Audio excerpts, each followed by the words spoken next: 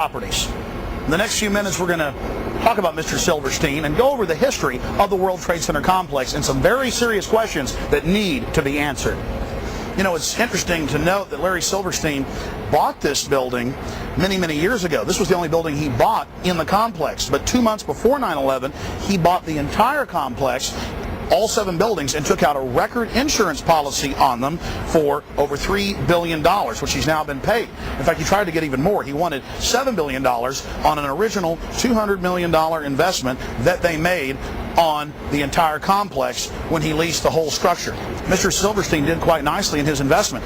Also, Mr. Silverstein, quote, with a shadowy group of investors, according to the Chicago Tribune, just bought the Sears Tower, one of the next big targets the government's been saying.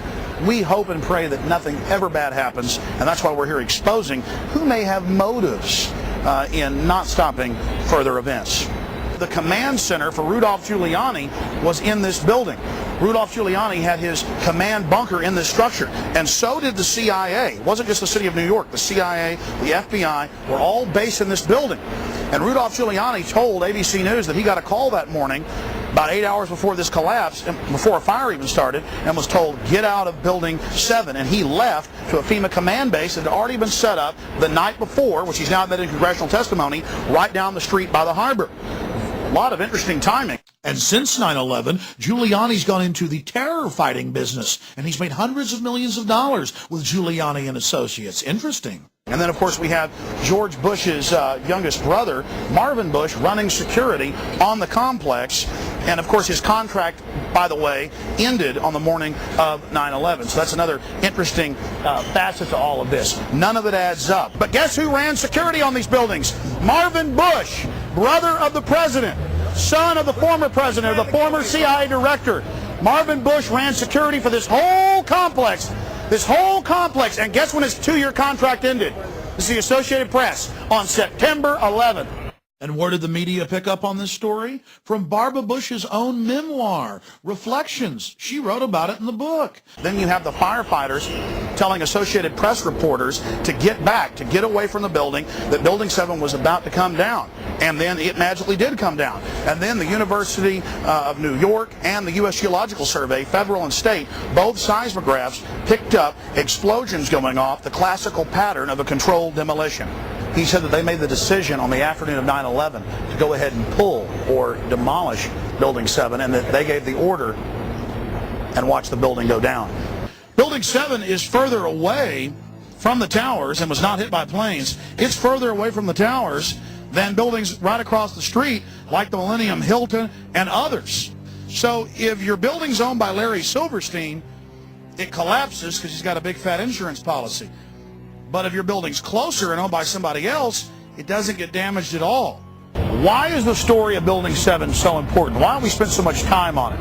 Because the official story is that the 2 planes that hit Tower 1 and 2, the big 110-story buildings, caused them to collapse, even though a modern steel building had never collapsed from fire. But then we have Building 7 that was further away than any of the buildings in the complex that later in the afternoon got a few small fires in it and collapsed. Now they have almost rebuilt Building 7 on the exact same spot. And look, buildings right next to it, even though it collapsed on fire, didn't even get that much damage.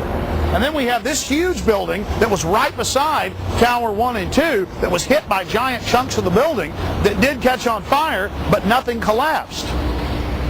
The difference between that building and the new Building 7 is that Larry Silverstein doesn't own that building. Larry Silverstein doesn't own the Millennium Hilton that was closer than Building 7.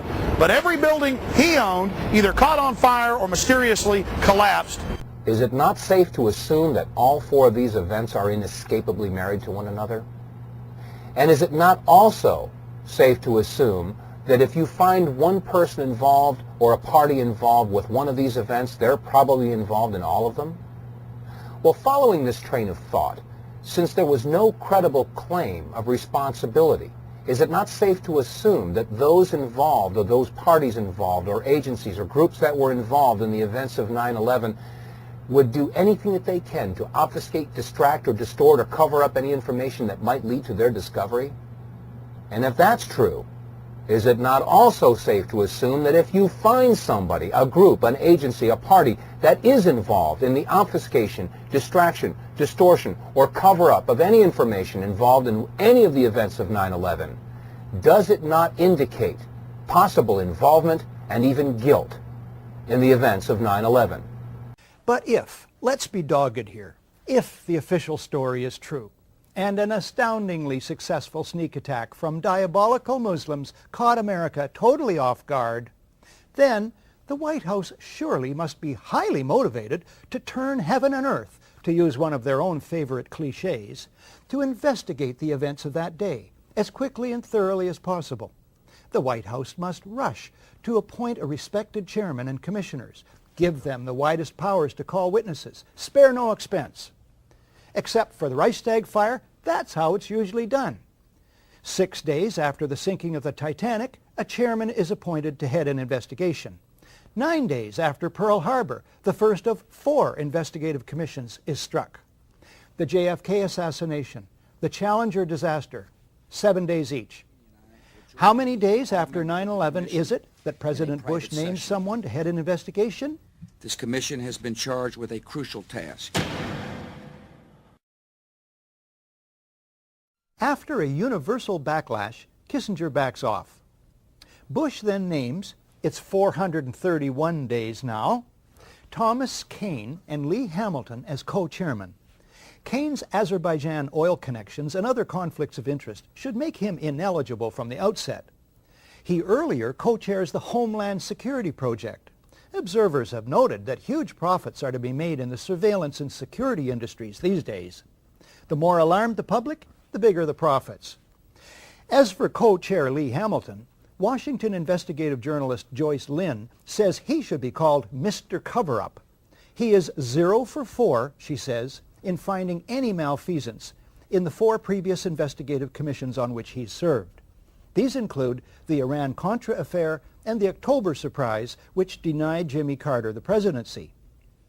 The White House chooses all the commissioners. Lynn calls them key insiders rife with conflicts of interest. The White House brazenly appoints as the executive director one Dr. Philip Zelikow, a right-wing Republican hawk deeply involved in the Bush circle, a member of the Bush-Cheney transition team, and a National Security Council advisor with Condoleezza Rice under Bush 1. The editor of Vanity Fair, Graydon Carter, sums it up. The Bush White House did everything in its power to derail an open inquiry. Then, when faced with its inevitability, the President and his aides sought to limit its scope, its access, and its funding. The Commission's full title is the National Commission on Terrorist Attacks upon the United States. Reflecting extreme laziness in research and wording, the mainstream media keep referring to it as the Independent 9/11 Commission. This commission was about as independent from White House control and manipulation as the abused prisoners at Abu Ghraib were from their jailers. Mandate. The commission itself says, we're not out to blame anyone. In other words, accountability is not part of the mandate.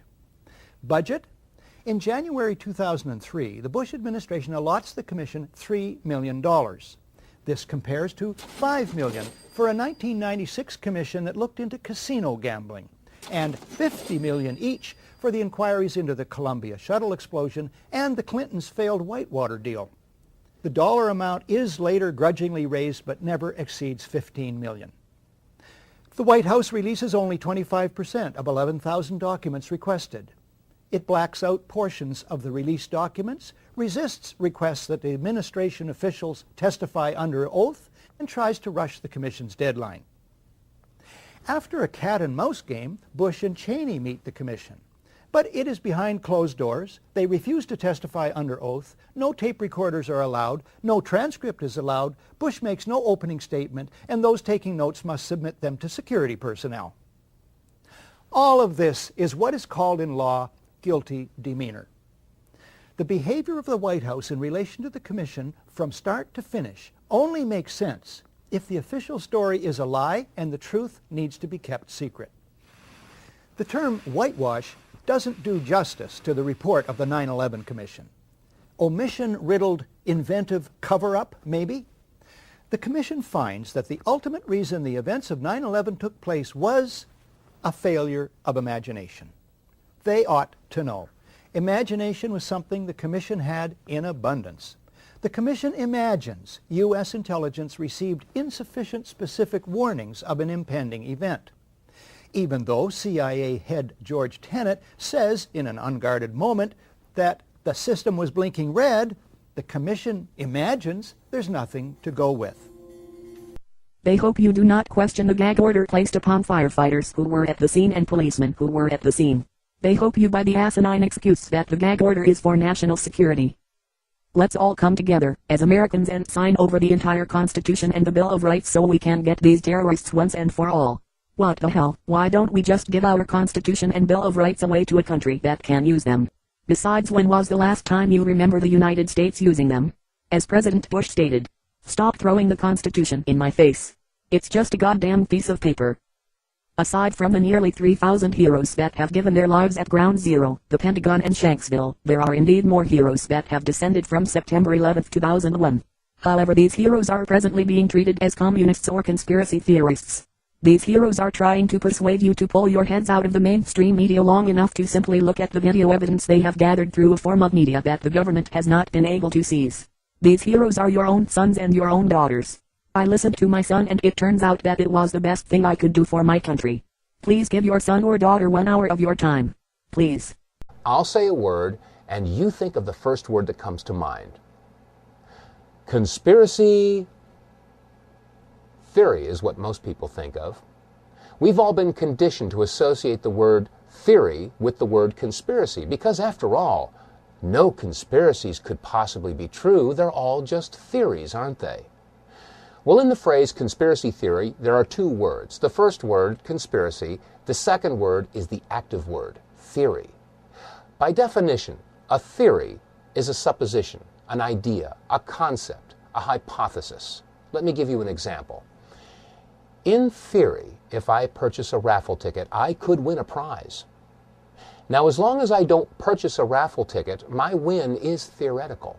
But once you purchase a raffle ticket, the win is no longer a theory. It becomes a possibility. And the more raffle tickets you purchase, the more possible and eventually probable the win becomes. Such is the case with a conspiracy theory. As long as there is no evidence, it is a conspiracy theory. But once you have a piece of evidence, no matter how flimsy or circumstantial it may be, it becomes a possibility. And the more evidence that is gathered, the more possible and eventually probable the conspiracy is. If the American empire is interpreted in different ways, the same is true, all the more so, for the term 9/11. For those Americans who accept the official interpretation, 9/11 was a surprise attack on the U.S. government and its people by Islamic terrorists. For some Americans, 9/11 has a more complex meaning.